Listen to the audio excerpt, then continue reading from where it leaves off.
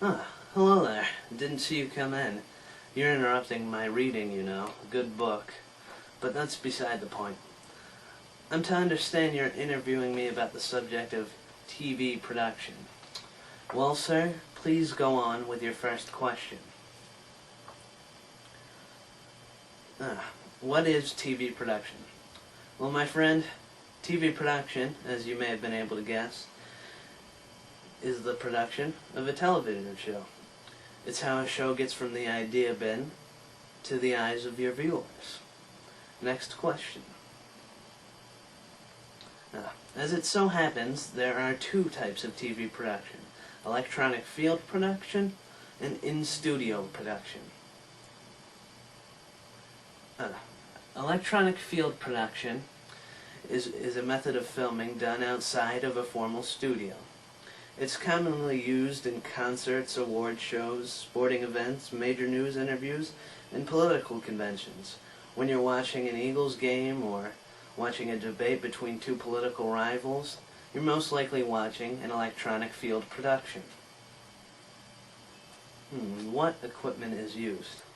Commonly with EFP, you'll use video switchers with various AV effects installed, VCRs or hard disks for recording, character generators for adding text, cameras, and various miking rigs. In-studio production is the opposite of EFP. It's when you film inside of a formal studio. When you watch a sitcom or typically a news program or any dramatic program, you're watching an in-studio production. Let's say you're watching your favorite episode of Seinfeld. You don't really think that Jerry's in a New York apartment, do you? Well, good to hear, because he isn't. He's on the set. He's in a studio.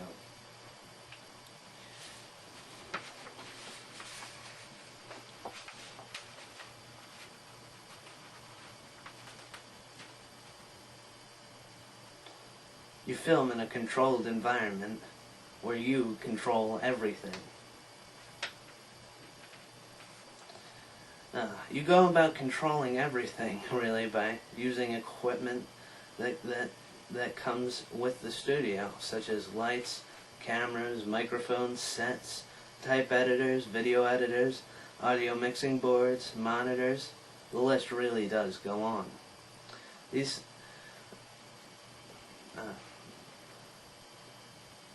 lighting and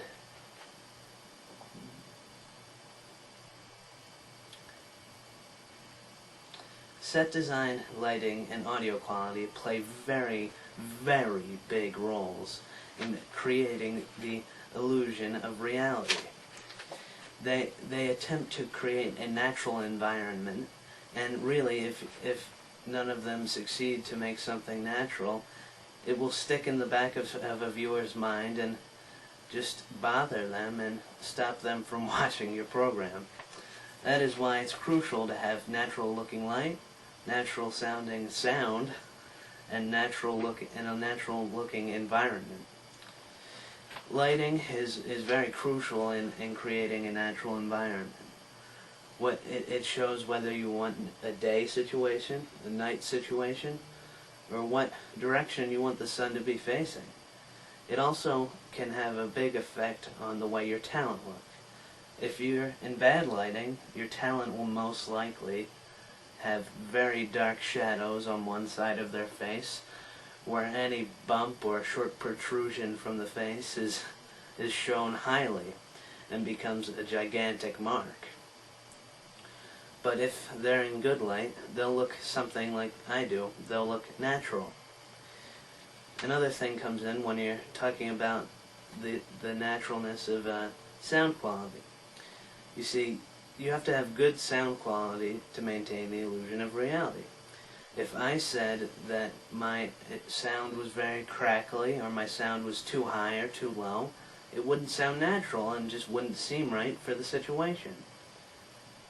Probably the most important of all the three is set design.